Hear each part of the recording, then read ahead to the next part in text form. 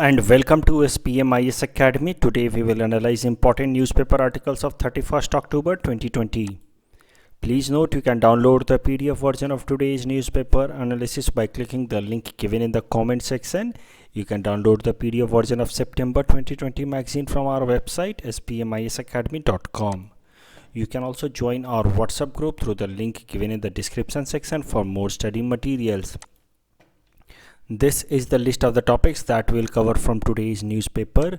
And the first article is taken from editorial segment. It is about improvement in performance of core industries. This topic is important from our syllabus paper 4 Indian economy point of view. So before we take up this topic, हमें briefly core sectors के बारे में समझ लेना चाहिए of Indian economy, though we have discussed about this in past as well. देखो, there are 8 industries in India that are considered as core sector or have been classified as core sectors of Indian economy. और उनका अलग अलग weightage भी है. मतलब core sector इनको इसलिए कहा जाता है because they are the most important sectors. अगर इनमें ग्रोथ होगा तो ओवरऑल आप उम्मीद कर सकते हैं कि इंडियन इकोनॉमी के अंदर खासकर मैन्युफैक्चरिंग सेक्टर में तो ज़रूर अच्छी ग्रोथ होगी and there will be employment generation as well.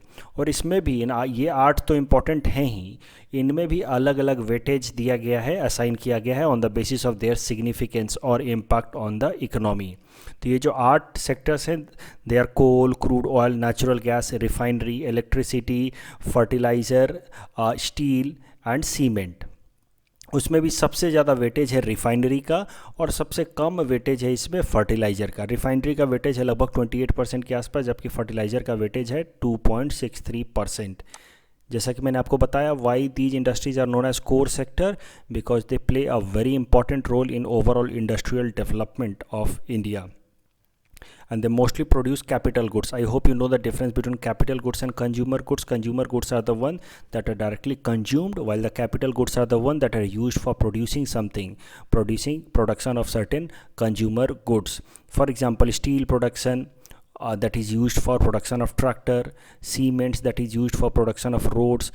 ये सारे जो core industries हैं ये ज़्यादातर capital goods को produce करते हैं और they have a multiplier effect on Indian economy. Multiplier effect का मतलब अगर इनमें अच्छा ग्रोथ होगा तो आगे बाकी सारे सेक्टर्स में भी आप उम्मीद कर सकते हैं कि अच्छा ग्रोथ होगा. For example, if there is growth in steel production then you can expect that there will be more and more production of tractors, and if there is more and more production of tractors you can expect that there will be growth in agriculture sector. So that is known as multiplier effect and that is why these 8 industries are known as core because they play a very pivotal role. अगर ये इनमें growth होगा तो बाकी सब में growth अपने आप उम्मीद कर सकते हैं. अब ज़रा देखते हैं कि इनके ग्रोथ को कैसे काउंट किया जाता है, कैसे मेजर किया जाता है इस कोर इंडस्ट्रीज़ के ग्रोथ या परफॉर्मेंस को.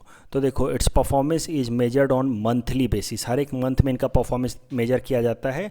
मंथ ऑन मंथ बेसिस पे इसका परफॉर्मेंस मेजर किया जाता है. तो मंथ ऑन मंथ बेसिस का मतलब क्या है, ज़रा ये भी समझ लेते हैं. फॉर एग्जांपल, अगर सितंबर 2020 का अगर परफॉर्मेंस मेजर किया जा रहा है, इस साल के सितंबर मंथ का परफॉर्मेंस मेजर किया जा रहा है कि 8 इंडस्ट्रीज़ ने कैसा परफॉर्म किया है, तो इसको कंपेयर किया जाएगा with respect to last year सितंबर, यानी कि 2019 में जो परफॉर्मेंस था इस सेक्टर का उसके तुलना में. ऐसा नहीं है कि सितंबर 2020 का परफॉर्मेंस मेजर किया जाएगा विथ रिस्पेक्ट टू अगस्त 2020. इस बात को आपको ध्यान रखना. इससे रिलेटेड अक्सर सवाल वो लोग पूछ लेते हैं कि इंडेक्स ऑफ कोर इंडस्ट्री में जो प्रीसीडिंग बेस होता है वो लास्ट ईयर वाला मंथ होता है या प्रीसीडिंग मंथ होता है. The answer is last year वाला month. And this index of core industry is released by Office of Economic Advisor that comes under Department for Promotion of Industry and Internal Trade DPIIT. और ये जो department for promotion of industry and internal trade है, it comes under ministry of commerce and industries. अब current news पे आते हैं. ये तो हो गई कोर सेक्टर की बात कि कोर सेक्टर कितना इंपॉर्टेंट है और कौन उसको मेजर करता है. अब देखते हैं जो करंट डाटा रिलीज़ किया गया है regarding September 2020 index of core industry. इस डाटा में बताया गया है कि हमारी जो कोर इंडस्ट्रीज़ है इट हैज़ कॉन्ट्रैक्टेड बाय 0.8%. इसका सरल शब्दों में मतलब है कि जितना ये कोर सेक्टर में प्रोडक्शन किया गया था लास्ट ईयर सितंबर 2019 में, उसके तुलना में इस साल 0.8% प्रोडक्शन कम हुआ है.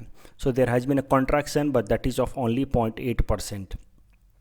लेकिन ये कॉन्ट्रैक्शन जो 0.8% का डाटा है, it is a good news for Indian economy.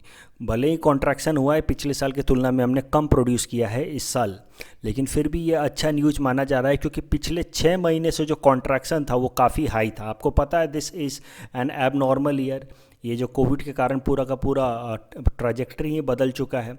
तो अगर हम सिर्फ 0.8% का कॉन्ट्रैक्शन है, so this is considered as a good sign by economy experts of our country. क्योंकि अगर पिछले 6 महीने का आप कॉन्ट्रैक्शन देखें तो वो बहुत ज़्यादा था। आप देखो इस ग्राफ को, अगर देखो आप तो मार्च महीने से ही कॉन्ट्रैक्शन था। अप्रैल महीने में 37.9%, फिर 21%, 12%, और उसकी तुलना में 0.8% का contraction, it's a good sign. इसका मतलब मोर और लेस पिछले साल जितना हमने प्रोड्यूस किया था लगभग उतना इस साल तो प्रोड्यूस कर ही दिया है। That is a sign that Indian economy is rebounding, it is reviving. It's a positive sign and it is an indicator that the economy is returning to its normal state. और chief economic adviser and finance ministry ने दोनों ही कहा है कि by March 2021 Indian economy will return to its normal trajectory. तो बिल्कुल corona का इकोनॉमिक इम्पैक्ट खत्म हो जाएगा और इंडियन इकोनॉमी बिल्कुल अपने नॉर्मल ट्रैजेक्टरी पर रिटर्न हो जाएगी। अब देखो पिछले 6 महीने का जो डिक्लाइन था वो कितना शार्प था। राइट आफ्टर लॉकडाउन मार्च के बाद ही कितना शार्प डिक्लाइन आया था। धीरे धीरे हम रिकवर कर रहे हैं और रिकवर करके हम यहाँ तक पहुँच गए हैं। इस मंथ में बस 0.8% का डिक्लाइन था। It's a good sign and it is being said कि Indian economy has recovered with a V shaped recovery.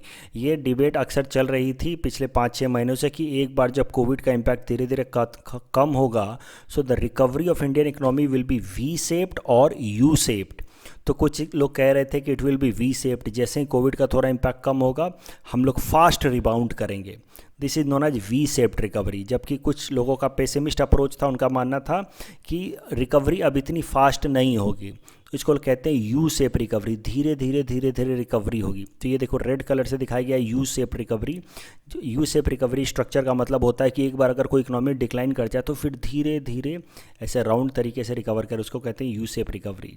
और अगर फास्ट तरीके से रिबाउंड करे तो वी शेप रिकवरी। अब देखो इस डाटा को तो देख के यही लग रहा है कम से कम कि इंडियन इकोनॉमी की रिकवरी जो होगी वो वी शेप्ड रिकवरी होगी।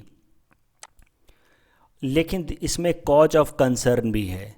ऐसा नहीं है अभी का तो डाटा, चाहे एक्सपोर्ट डाटा देख लें या इंडेक्स ऑफ इंडस्ट्रियल इंडिकेटर्स को देख लें, सब कुछ लग रहा है कि अब हमारी इकोनॉमी धीरे धीरे अपने नॉर्मल ट्रैजेक्टरी पर रिटर्न हो रही है। लेकिन एक कॉज ऑफ कंसर्न है, आगे भी एक क्वेश्चन मार्क है, and that is regarding covid infection, second wave of covid infection. क्योंकि ये थ्रेट अभी भी बना हुआ है, this threat is looming large. अगर हम यूरोप की बात करें तो वहाँ पे फिर से सेकेंड वेव आ चुका है और फाइनेंस मिनिस्ट्री ने भी कहा है, ऑफिस ऑफ इकोनॉमिक एडवाइज़र ने भी कहा है कि, और आरबीआई ने भी कहा है कि अगर सेकेंड वेव नहीं आता है तो हमारी इकोनॉमी पूरी तरह से रिकवर कर जाएगी। But there are chances that there will be second wave of COVID in India as well, जैसे कि यूरोप में ये आ रहा है। आप देखो यूरोप के अंदर पिछले 3 महीनों से जून, जुलाई और अगस्त में जो ओवरऑल यूरोप के जो नंबर ऑफ केसेस थे that were on an average 20,000 cases per day of COVID. अब जैसे ही अक्टूबर आ चुका है, अब उनका जो है सितंबर और अक्टूबर में their monthly reporting has been somewhere closer to 2.5 lakh. अब देखो कि कैसे एकाएक से शूट अप किया है उनके यहाँ के कोविड के केसेस। उनके यहाँ तो जो फर्स्ट वेव में भी इतने केसेस नहीं हुए थे जितना सेकेंड वेव में आ रहे हैं। और इंडिया का आप देखो तो इंडिया का ग्राफ थोड़ा अलग चल रहा था। जब यूरोप में वहाँ पे पीक था तो इंडिया काफ़ी सबड्यूड ट्रैजेक्टरी में चल रहा था। जब इंडिया में पीक आया उस टाइम में यूरोप की ट्रैजेक्टरी काफ़ी नीचे चल रही थी, सबड्यूड चल रही थी। अब इंडिया का ग्राफ वापस से जब थोड़ा कंट्रोल में आ रहा है तो यूरोप और यूएस के ग्राफ ऊपर जा रहे हैं। सो यूरोप और यूएस में ग्राफ ऊपर जाने के पीछे जो कारण बताया जा रहा है वो वहाँ की विंटर सीजन बताया जा रहा है। Since winter has arrived in these countries and that is why the number of cases are going up, because in low temperature virus ज़्यादा टाइम तक सर्वाइव करता है एयर में, और इस कारण से the number of infections are growing on daily basis.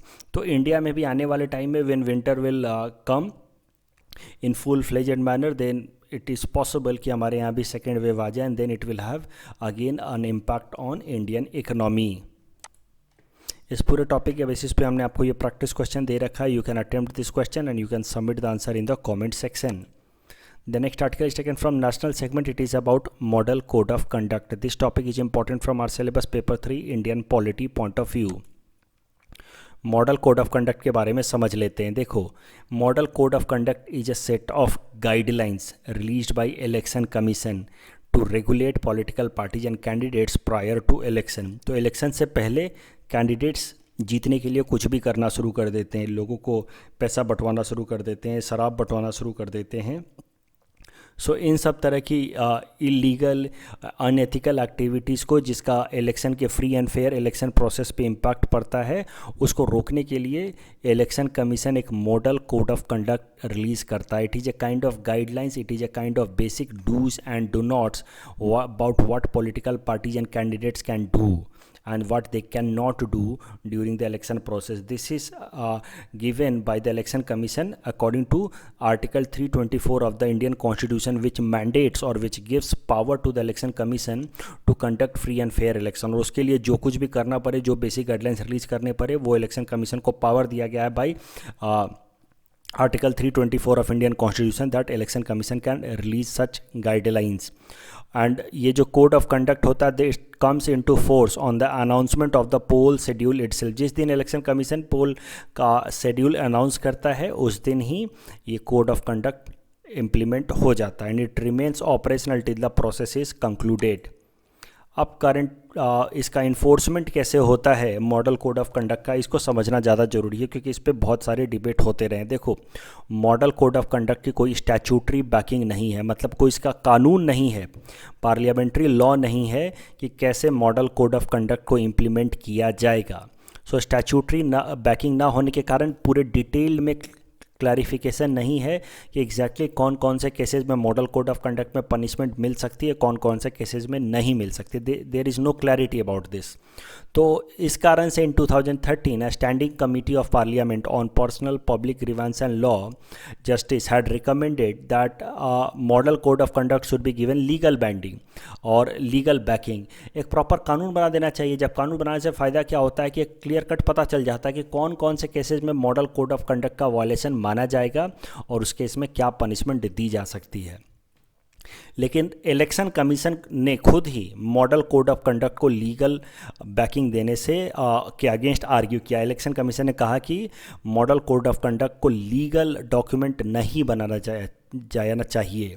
तो ज़रा समझते हैं the model code of conduct को स्टैचूटरी बैकिंग या लीगल बैकिंग देने के पीछे क्या आर्ग्यूमेंट्स हैं और उसके अगेंस्ट में क्या आर्ग्यूमेंट्स हैं. आर्ग्यूमेंट्स इन फेवर, क्यों मॉडल कोड ऑफ कंडक्ट को स्टैचूटरी बैकिंग दे देनी चाहिए. उसके लिए जो सबसे सिंपल आर्गूमेंट है कि political parties and candidates will take it seriously. अगर एक प्रॉपर कानून बना दिया जाए, अभी कैसा है कि एक बस एक गाइडलाइन है, एक basic dos and don'ts है कि क्या पार्टी कर सकती है, क्या कैंडिडेट्स कर सकते हैं. लेकिन अगर इसको कानून बना दिया जाए तो पॉलिटिकल पार्टीज उसको ज़्यादा सीरियसली लेंगे कि अच्छा, अगर आपने इसको वायलेट किया तो आपको you will be technically conducting an illegal act और उसके बाद आपके अगेंस्ट डेफिनेटली एक्शन लिया जाएगा. अभी तो ये बस गाइडलाइन है, तो लोगों को लगता है कि वो लोग कुछ अगर उन्होंने मॉडल कोड ऑफ कंडक्ट को ब्रीच भी कर दिया तो वो बच जाएंगे. लेकिन इसके अगेंस्ट आर्ग्यूमेंट क्या है, क्यों इलेक्शन कमीशन ने रिकमेंड किया है against making it a legal document और against giving it a statutory banking.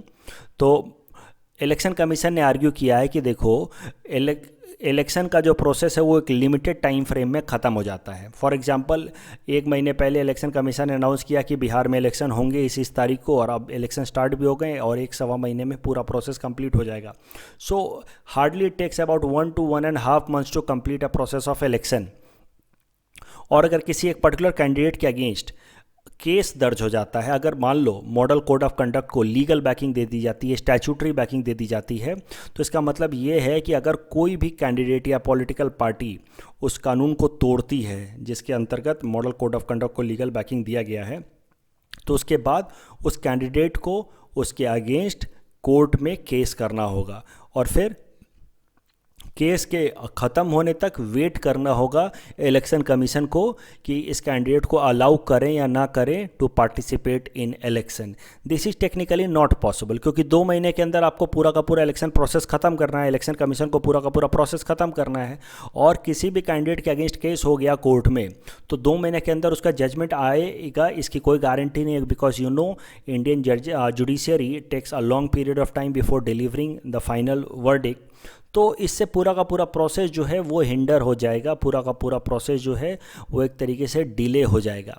So this is practically not feasible कि इसको लीगल बैकिंग दे करके हर एक कैंडिडेट के अगेंस्ट जो मॉडल कोड ऑफ कंडक्ट को वायलेट करता है उसको कोर्ट में रखा जाए, कोर्ट से सज़ा दिलाई जाए, तब जाकर के इलेक्शन कराया जाए। This is practically not possible. और इस कारण से election commission argued against giving legal backing to model code of conduct. अब करंट न्यूज़ पे आ जाते हैं। तो देखो, बिहार में इलेक्शंस चल रहे हैं और बीजेपी ने प्रॉमिस किया था कि बिहार के लोगों को फ्री कोविड वैक्सीन दिया जाएगा इन इट्स इलेक्शन मैनिफेस्टो। तो इस मैनिफेस्टो को अनाउंस कर दिया बीजेपी ने। अब कुछ एक एक्टिविस्ट, खासकर सबसे आगे हैं Saket Gokhale, who is an RTI activist. इनका नाम आपको याद रखना चाहिए, आरटीआई पे कभी सवाल आए तो आप जरूर इनको मेंशन कर सकते हैं। Is an RTI activist. और इन्होंने क्या किया, सुप्रीम कोर्ट में जा करके इलेक्शन कमीशन के पास एक एप्लीकेशन फाइल करके ये कहा कि इस पर्टिकुलर केस में मॉडल कोड ऑफ कंडक्ट का वायलेशन हुआ है। जब बीजेपी ने बोला है कि बिहार के लोगों को फ्री कोविड वैक्सीन दिया जाएगा, this is violation of model code of conduct.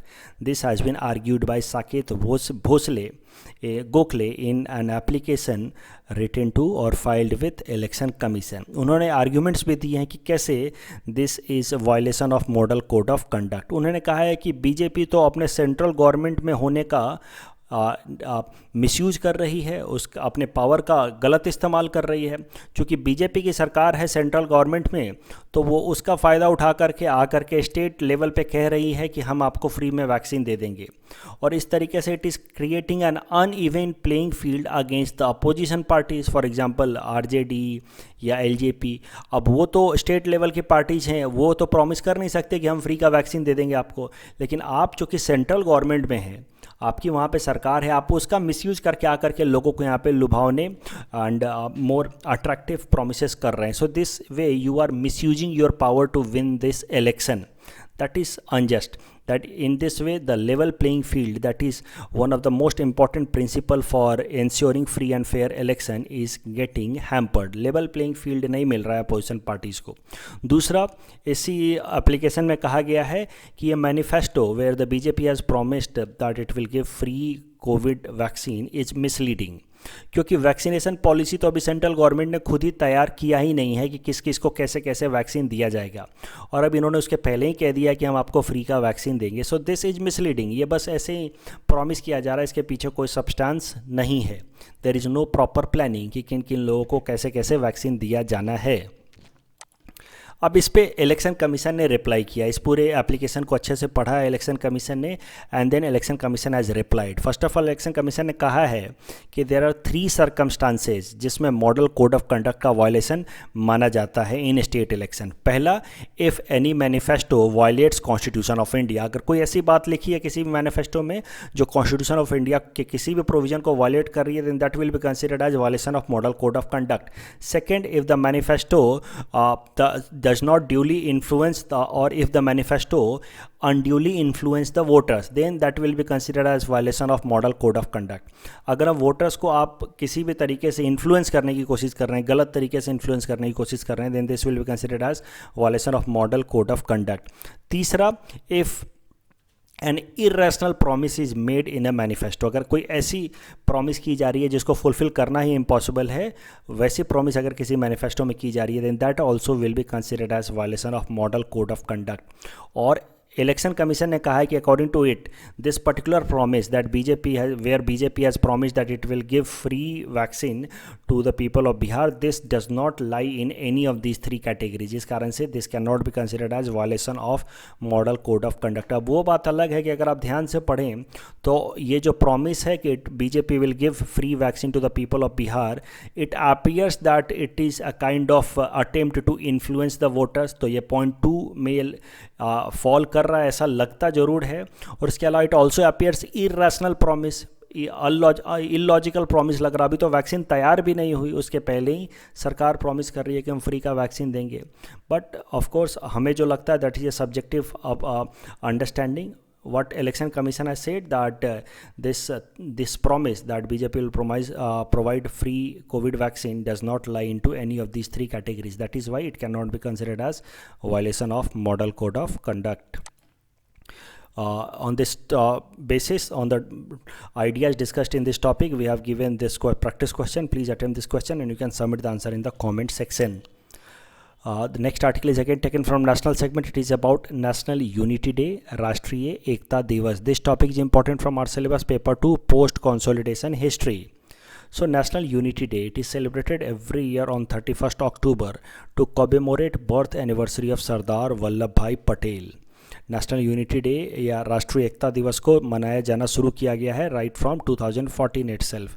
Sardar Patel को बिस्मार्क ऑफ इंडिया नाम से भी जाना जाता है for his contribution in integration of princely states. 562 इतने प्रिंसली स्टेट्स थे जो आज़ाद थे। जब हमारा देश आज़ाद हुआ 1947 में, तो आज़ादी के टाइम में भारत के अलावा जो ब्रिटिश प्रोविंसेस थे उसके अलावा कई सारे छोटे छोटे प्रिंसली स्टेट्स भी थे जो एक तरीके से टेक्निकली इंडिपेंडेंट थे। And government of India act 1947 के हिसाब से they could either join Pakistan और इंडिया और रिमेन इंडिपेंडेंट। तो बहुत सारे से छोटे छोटे प्रिंसली स्टेट थे जो आज़ाद रहना चाहते थे, लेकिन ये सरदार वल्लभ भाई पटेल ने अपनी पॉलिसी, स्ट्रिंजेंट पॉलिसी अपनाई, इन सब प्रिंसली स्टेट्स को कन्विंस किया, आइदर उनको परसुएड किया या फोर्स किया, what ever it took he did it. और इस तरीके से धीरे धीरे सारे छोटे छोटे प्रिंसली स्टेट्स को इंडिया के साथ इंटीग्रेट करके उन्होंने एक लार्ज इंडियन टेरिटरी को तैयार किया, एक इंटीग्रेटेड इंडियन टेरिटरी को तैयार किया। इसीलिए इनको बिस्मार्क से इनकी तुलना की जाती है। Bismarck is known for consolidation of German empire. उन्होंने जर्मनी को इसी तरीके से कंसोलिडेट किया था, छोटी छोटी प्रोविंसेस को और स्टेट्स को मिला करके बिस्मार्क ने जर्मनी को क्रिएट कराया था, जर्मन एम्पायर को बनाया था। वैसे ही सरदार वल्लभ भाई पटेल ने सारे छोटे छोटे प्रिंसली स्टेट्स को मिला करके इंडियन यूनियन बनाया था। तो देखिए इस तरह का डायग्राम आया है अखबार में, इंडिया विथ पटेल। पटेल के सारे एफर्ट्स के कारण हमारा इंडिया इस तरह का देश बन पाया। और पटेल के एफर्ट्स नहीं होते, if Patel was not there and if there was no proper consolidation of these princely states, then India would have been like this. ये इतने सारे 562 प्रिंसली स्टेट्स, ये अगर सब इंडिपेंडेंट हो जाते तो हमारा देश कुछ ऐसा दिखता है। It would have been very difficult for us to consolidate and keep India united if our territory was like this. और इसी कारण से पटेल को, सरदार वल्लभ भाई पटेल को लौह पुरुष नाम से भी जानते हैं और आयरन मैन ऑफ इंडिया नाम से भी जानते हैं। The next article is taken from a personality segment. Today we will understand about Spalletti Lindau-Langren. और इस आर्टिकल में जो हम कॉन्सेप्ट सीखेंगे that is important from our syllabus paper 2 geography point of view, specially sub topic mines and minerals point of view. So Spalletti Lindau-Langren, ये she belongs to Meghalaya. Meghalaya में भी डोमियासैट area से ये बिलोंग करती हैं। और ये जो Domiasiat area it is very much rich in uranium, और ये यूरेनियम माइनिंग प्रोटेस्ट के लिए इनको पूरे इंडिया भर में जाना जाता है। इनका नाम अगर आप याद रख लेंगे then you can mention it in appropriate place in answer writing. तो देखो इनका घर she belongs to Domiasiat area of west Khasi hills of Meghalaya, और हाल फिलहाल में इनकी डेथ हुई है at the age of 95। That is why she is in news. अब इनको ये पॉपुलर क्यों हैं? Because she is considered as an icon in Meghalaya for turning down a multi crore offer from a uranium corporation of India limited. ये एक सरकारी company है UCIL, जिसका काम है यूरेनियम मिनरल्स को एक्सट्रैक्ट करना और उससे फिर यूरेनियम को बनाना। और uranium corporation of India limited ने इनको बहुत सारे पैसे ऑफ़र किए थे। इनका जो भी लैंड है वहाँ पे यूरेनियम माइन था और उनको बहुत सारे पैसे ऑफ़र किए गए थे फॉर एक्सट्रैक्शन ऑफ माइन, ताकि ये अपने लैंड को इवैक्यूएट कर दे और वहाँ से फिर यूरेनियम को एक्सट्रैक्ट किया जा सके। But she gave a famous speech, she gave a famous statement that money can not buy my freedom, and she refuse to take that offer of crores of rupees. तो इस कारण से उस टाइम से ही मेघालय के अंदर जो प्रोटेस्ट चल रहे हैं अगेंस्ट यूरेनियम माइनिंग, उसका ये फेस बन गई, आइकन बन गई। अभी यूरेनियम माइंस इंडिया में कहाँ कहाँ हैं वो भी ज़रा देख लेते हैं। देखो, इंडिया में वैसे तो कोई सिग्निफिकेंट माइनिंग रिजर्व है नहीं यूरेनियम का, सारे के सारे जो ज़्यादातर हमारे नीड्स हैं वो इंपोर्ट से ही पूरे होते हैं। लेकिन फिर भी अगर इंडिया के अंदर बात की जाए कि कहाँ कहाँ पे यूरेनियम माइंस हैं, तो सबसे पहले आपको मिलेगा ये मेघालय के अंदर डोमिया सैट एंड वैकीन। ये डोमिया सैट जिससे रिलेटेड ये न्यूज़ आर्टिकल है। उसके अलावा हमारे देश में छोटे छोटे ट्रेसेस में छोटे छोटे अमाउंट में यूरेनियम मिलता रहता है इन सिंहभूम प्रोविंस ऑफ झारखंड। उसके अलावा छत्तीसगढ़ एरिया में भी मिलता है। उसके अलावा तमिलनाडु में कटप्पा बेसिन में मिलेगा, पेडागट्टू, तुमलापल्ली, ये सब जगह हैं। आपको ये तुमलापल्ली और पेडागट्टू याद रखना चाहिए। गोगी इन कर्नाटका। उसके अलावा अरावली हिल्स के आसपास भी थोड़ा बहुत यूरेनियम मिलता है। ये जनरल अंडरस्टैंडिंग थी हमारी, और अभी तक ऐसा माना जाता था कि सबसे ज़्यादा अगर यूरेनियम कहीं है इंडिया में तो वो मेघालय में ही है। लेकिन एक रिसेंट, बिल्कुल पिछले 3-4 महीने पहले की डिस्कवरी है, जब आंध्र प्रदेश वाले एरिया में, वो एरिया आंध्र प्रदेश वाला एरिया जो आंध्र प्रदेश और तेलंगाना जहाँ बॉर्डर शेयर करता है, उस एरिया में शेषाचलम फॉरेस्ट है। शेषाचलम फॉरेस्ट में कुछ यूरेनियम रिजर्व्स मिले हैं और ऐसा माना जा रहा है कि ये जो रिजर्व है यूरेनियम का, this is even bigger than Domiasiat and Wahkyn of Meghalaya. लेकिन अभी तक इस्टेब्लिश्ड नहीं है, तो इस बात को आपको ध्यान रखना। अभी तक माना जाता है कि सबसे ज़्यादा यहाँ पे है Domiasiat and Wahkyn of Meghalaya, लेकिन ये जो नया रिजर्व मिला है in Seshachalam forest of Andhra Pradesh, this could be bigger than Domiasiat and Wahkyn. लेकिन अभी ये इंक्वायरी चल रही है कि इसका पूरा ओवरऑल रिजर्व है कितना।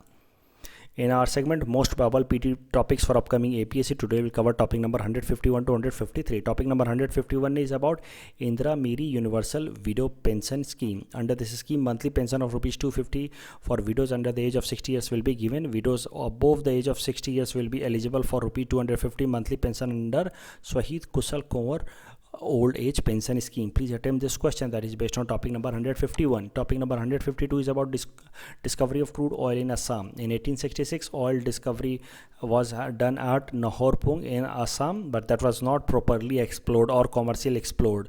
In 1882, there was a big oil seepage in Digboi during construction of Dibrugarh-Ledo railway line. The company that did first discovery of this oil was Assam Railway and Trading Company. Please attempt this question that is based on topic number 152. Topic number 153 is about oil refineries in Assam. There are 4 oil refineries in Assam: Digboi, Guwahati, Bongaigaon and Numaligarh. Digboi refinery is run by IOCL. Guwahati refinery was established with help of government of Romania. Please attempt this question that is based on topic number 153. This is the answer of question number 148 to 150 that we had given in yesterday's newspaper analysis. Today's question can be attempted by students and you can submit the answer in the comment section. We will be sharing answer of these questions in tomorrow's newspaper analysis. कल जो हमने practice question दिया था उसका एक बार answer देख लेते हैं. First was about commission for air quality management. It is a quasi judicial body. Wrong statement. It's an executive body. It's a constitutional body that will replace environmental protection and control authority. Correct statement. So the correct answer will be option B. It's a constitutional body. तो देखो, it will replace environmental protection control authority. ये तो सही है कि it will replace environmental protection control authority, but it is not a constitutional body. It is a statutory body. So इस कारण से ये स्टेटमेंट गलत हो जाएगा. The correct answer will be option D. जो दूसरा क्वेश्चन हमने दिया था that was regarding chief information commissioner. तो chief information commissioner is appointed by the president of India on recommendation made by the cabinet ministers. This statement is wrong because the appointment is made on the recommendation of a selection committee that is headed by the prime minister that involves leader of opposition of Lok Sabha and 1 cabinet minister. And the term of the chief information commissioner is fix to 5 years. This statement is also wrong. इस बात को आपको ध्यान से रखना है, ध्यान से समझना है. देखो, ओरिजिनली जब राइट टू इन्फॉर्मेशन एक्ट लाया गया था तब चीफ इन्फॉर्मेशन कमिश्नर का टर्म था 5 साल का, लेकिन लास्ट ईयर अमेंड करके राइट टू इन्फॉर्मेशन कमेंट करके इनका टर्म को घटा करके 3 years कर दिया गया है. So both statements are wrong. Now the term of और tenure of chief information commissioner is 3 years, not 5 years. So the correct answer will be option D. That's all from our side for today. Thanks for watching.